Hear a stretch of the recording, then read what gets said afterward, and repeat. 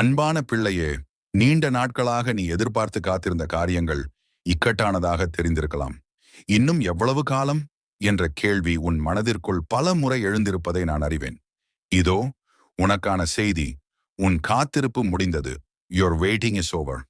உனக்கான இறைவாக்கு. சரியான நேரத்தில் நான் அதை செய்து முடிப்பேன். உனது கண்ணீர் துளிகள் ஒவ்வொன்றும் எனக்கு தெரியும். இப்போது உன் அறுவடை காலம் தொடங்கிவிட்டது.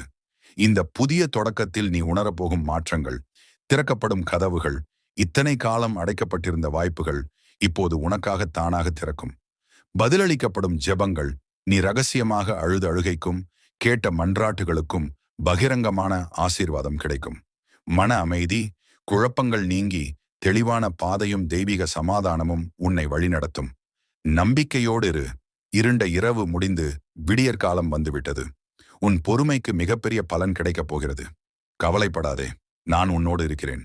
இன்று நீ சொல்ல வேண்டிய உறுதிமொழி, என் காத்திருப்பு முடிந்துவிட்டது.